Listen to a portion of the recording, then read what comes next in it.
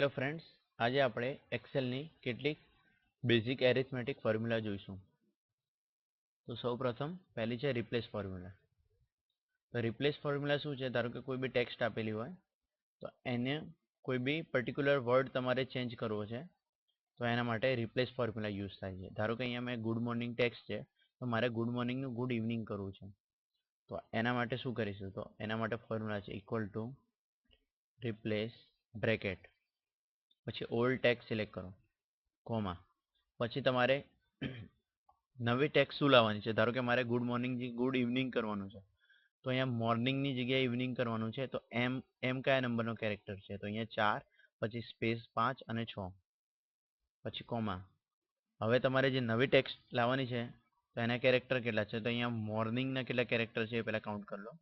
તો મોર્નિંગના છે 4 ને 7, 3 7 ને કોમા. નવી જે ટેક્સ્ટ તમારે ટાઈપ કરવાની, ધારો કે મારે ઇવનિંગ કરવું છે, ઇવનિંગ બ્રેકેટ ક્લોઝ. તમે જોઈ શકો છો ગુડ મોર્નિંગનું ગુડ ઇવનિંગ થઈ ગયું છે. હવે આપણે જોઈશું કોન્કેટ ફોર્મ્યુલા. તો કોન્કેટ ફોર્મ્યુલાનો ઉપયોગ શું છે? તો કોઈ બી બે સેલની માહિતીને ભેગી કરવા માટે કોન્કેટ ફોર્મ્યુલા યુઝ થાય છે. તો આપણે અહીં જોઈશું એક્ઝામ્પલ ઇક્વલ ટુ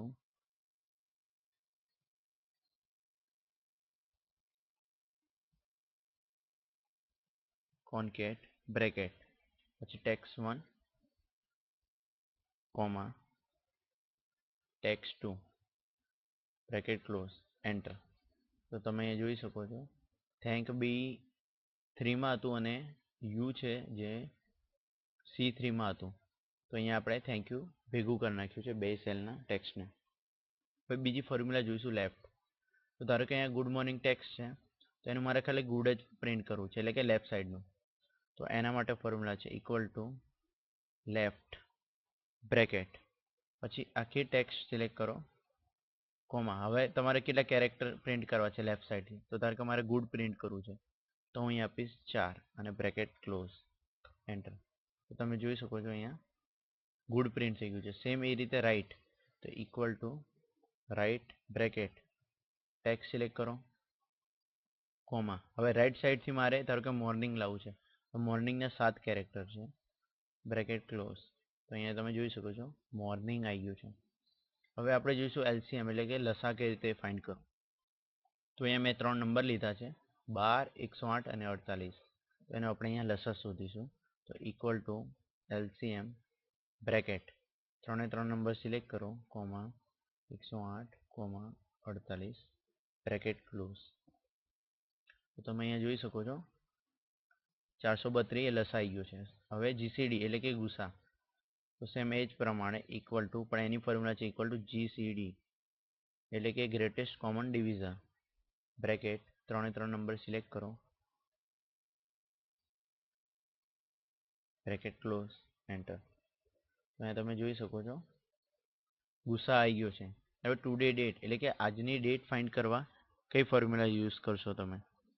તો એની ફોર્મ્યુલા છે equal to today bracket close. તો તમે જોઈ શકો છો આજની ડેટ આવી ગઈ. એ જ પ્રમાણે આપણે જોઈશું ટાઈમ. તો એના માટે છે ફોર્મ્યુલા ઇક્વલ ટુ નાવ બે બ્રેકેટ, એન્ટર. તમે જોઈ શકો છો હાલનો ટાઈમ અને ડેટ બે વસ્તુ બતાવે છે. હવે આપણે ફોર્મ્યુલા જોઈશું મોડ. મોડનો ઉપયોગ થાય છે શેષ શોધવા.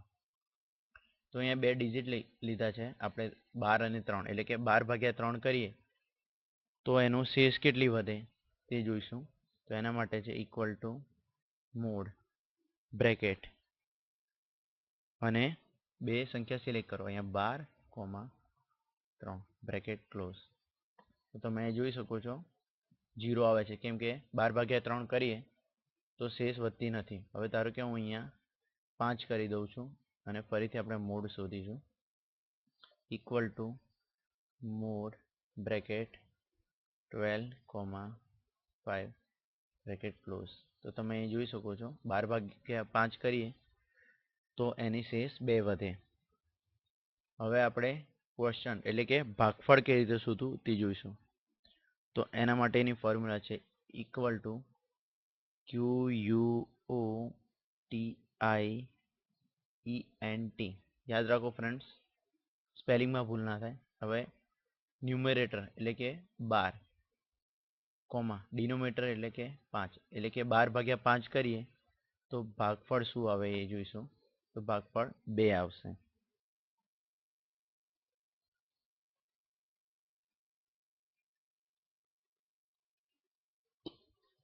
હવે જોઈશું આપણે સ્ક્વેર, એટલે કે કોઈ બી નંબરનો સ્ક્વેર કરવો હોય તો કઈ રીતે ફોર્મ્યુલા થ્રુ આપણે સ્ક્વેર ફાઇન્ડ કરીએ. અહીંયા મેં 21 લીધા છે, એનો સ્ક્વેર ફાઇન્ડ કરીશું. Equal to 21. આ તમે અહીંયા એક નિશાની જોઈ શકો છો. શિફ્ટ કરીને 6 નંબરની કી પ્રેસ કરશો તો આ ટાઈપની નિશાની આવી જશે અને સ્ક્વેર એટલે કે 2, એન્ટર. તો તમે જોઈ શકો છો 441, 21નો સ્ક્વેર આવી ગયો છે. એ જ પ્રમાણે હવે સ્ક્વેર રૂટ એટલે કે વર્ગમૂળ શોધવું હોય તો એની ફોર્મ્યુલા છે ઇક્વલ ટુ SQRT બ્રેકેટમાં. અહીંયા હું 441 નંબર લઉં છું, બ્રેકેટ ક્લોઝ. તો તમે જોઈ શકો છો 21 એટલે કે એનું સ્ક્વેર રૂટ વર્ગમૂળ આવી ગયું છે. હવે આપણે જોઈશું કે રાઉન્ડ નંબર, એટલે કે અહીંયા મેં એક એક્ઝામ્પલ લીધો છે 18.8954. તો એને રાઉન્ડ ફિગરમાં કઈ રીતે કન્વર્ટ કરીશું તો એની ફોર્મ્યુલા છે ઇક્વલ ટુ રાઉન્ડ બ્રેકેટ. અહીંયા ફોર્મ્યુલા એટલે કે ટેક્સ સિલેક્ટ કરો જે તમારો નંબર છે, કોમા 1, બ્રેકેટ ક્લોઝ, એન્ટર. અહીંયા તમે જોઈ શકો છો 18.8954, એટલે કે 8 પછી 9 હતો એટલે કે એને 9 કરી નાખ્યો એટલે કે 18.9. તો આ રીતે તમે રાઉન્ડ ફોર્મ્યુલા યુઝ કરી શકો છો. હવે ક્યુબ એટલે કે ઘન, કોઈ બી સંખ્યાનો ઘન કઈ રીતે શોધવું તો સેમ સ્ક્વેર પ્રમાણે ઇક્વલ ટુ કોઈ સંખ્યા સિલેક્ટ કરો, ધારો કે અહીંયા, પછી એની 3 ઘાત, એન્ટર. તો તમે જોઈ શકો 3નો ઘન આવી ગયો છે. હવે જોઈશું અપર કેસ અને lower case. Upper case lower case એટલે કે કોઈ બી ટેક્સ્ટ છે એને કેપિટલ સ્મોલ કઈ રીતે કરવા. ધારો કે અહીંયા હું હેલો લખું છું ટેક્સ્ટ, તો એને આપણે અપર કેસમાં કન્વર્ટ કરીશું. ધારો કે અહીંયા સ્મોલમાં લખું છું હેલો. ઓકે, હવે એની ફોર્મ્યુલા છે equal two upper bracket text select કરી દો, બ્રેકેટ ક્લોઝ, એન્ટર. તો તમે જોઈ શકો છો અહીંયા કેપિટલમાં આવી ગયું છે હેલો. હવે અહીંયા લોઅર કેસ, તો અહીંયા હું હાઉ આર યુ લખું છું, એને આપણે સ્મોલ કેસમાં ફેરવીશું, એટલે કે તો એની ફોર્મ્યુલા છે equal two lower bracket text select કરો, બ્રેકેટ ક્લોઝ, એન્ટર. તો તમે જોઈ શકો છો અહીંયા હાઉ આર યુ લોઅર કેસમાં આવી ગયું છે. તો ફ્રેન્ડ્સ, આ રીતે તમે એક્સેલની બેઝિક એરિથમેટિક ફોર્મ્યુલા યુઝ કરી શકો છો. જો તમને મારી વિડીયો ગમી હોય તો જરૂરથી લાઈક કરશો, શેર કરશો, જેથી બીજા પણ ફ્રેન્ડ્સ આ ફોર્મ્યુલા શીખી શકે. અને મારી ચેનલ જરૂરથી સબસ્ક્રાઈબ કરશો, જેથી જે બી હું નવી વિડીયો અપલોડ કરું તો એના નોટિફિકેશન તમને ઈમેલ થ્રુ મળી રહે. Thank you.